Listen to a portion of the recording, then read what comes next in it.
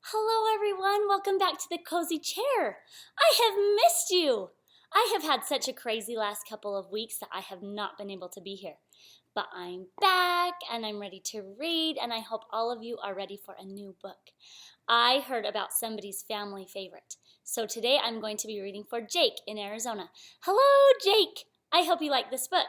This is called The Diggingest Dog. Look at that dog. Doesn't he look so happy? He is very good at digging. And this is by Perkins and illustrated by Eric Gurney. I hope you like this book. Let's see what happens to this dog. I'll give you a hint. He wasn't always happy. He started out kind of sad. Let's see what happens to our diggingest dog. I was the saddest dog you could ever see. Sad because no one wanted me. The pet shop window was my jail. The sign behind me said, "For sale." Oh, he looks very sad, doesn't he? I was tied to a bare, hard floor of stone. I could not even dig for a bone. I was living all my life alone, a dog that no one wanted to own. And then one day at 4:30, Sammy Brown came in the door. Sam took one look at me and cried, "Why are you tied up here inside?" "I've always wanted a dog like you, so I'll tell you what I'm going to do. I'll take you out to the farm with me. You'll play outdoors where you should be." Oh, he is very happy that Sammy Brown has come. I felt as happy as a pup when Sam paid the man and picked me up. He rubbed my ears, he scratched my head. "I think I'll call you Duke," he said. Sam gave me a collar, he gave me a lead. We left that shop at a tremendous speed. We went a long way out of town. We came to the farm of Sammy Brown. It was the nicest place I'd ever seen. A pretty white house in a field of green. And in the shade of the apple tree, a special doghouse. Just for me. Oh, he's going to be so glad to be out of that pet store, don't you think? Next morning while Sam did his chores, he let him run and play outdoors. I'd never played outdoors before. I'd always lived on that hard floor. I'd never run on nice soft ground. Now I barked with joy as I ran around. Sam looked at me and scratched his head. "Duke, you need some friends," he said. He blew his whistle, he blew a blast, and many dogs came running fast. I'd never met a dog before. Now I was meeting 6 or more. They walked around and looked at me. They looked at me over carefully. Then at last I heard them say, "He's one of us. He'll be okay." One dog, who wasn't very big, suddenly began to dig. The other started digging too, but that was something I could not do. I'd never learned to dig in that store. How could I? On that hard stone floor. Uh-oh. He's not really fitting in, is he? I tried to dig, but alas, I couldn't. I wiggled my paws just wouldn't. I fell on my ear, I fell on my face, I fell on myself, all over the place. Those dogs are shocked. They have never met a dog who couldn't dig before. The others said, "Duke may be big, but he's no good. He cannot dig." They stuck their noses in the air. They walked away. They left me there. Oh, poor Duke. He is feeling very sad about that. "I'll teach you, Duke," cried Sammy Brown. "I'll show you how to dig deep down." He crouched beside me with his hand. He dug a hole in a pile of sand. I tried it too, but still I couldn't. I wiggled my paws just wouldn't. I'd never learned to dig in that store. How could I? On that hard stone floor. Sammy sighed. I almost cried. My eyes and nose were full of dirt. My paws and claws and elbows hurt. I had a pain across my back. I knew I'd never get the knack. Sam felt sad, and I felt bad. If only I could make him glad. We both knew I'd never get it right. Sam and I couldn't sleep that night. So when the sun rose in the sky, I thought I'd give it one more try. I wiggled one paw, I saw it could. I wiggled the other, I saw that it would. I could dig with my paws, I could dig with my claws.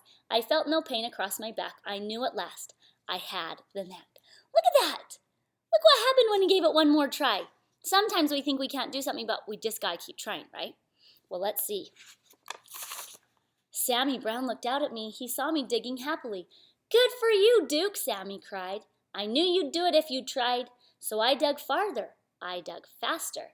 I dug and dug to please my master.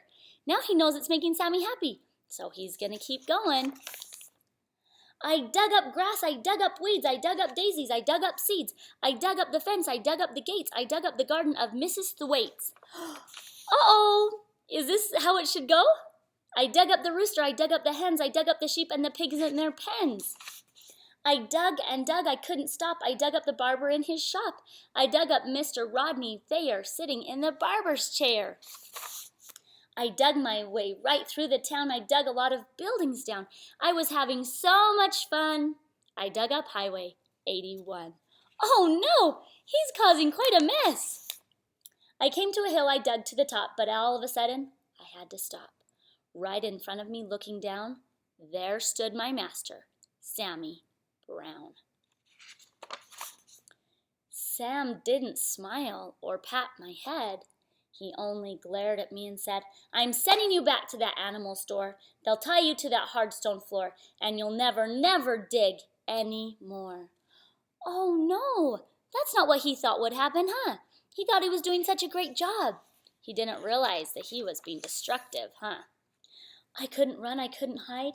Dogs came at me from every side, and then suddenly I knew there was just one thing for me to do.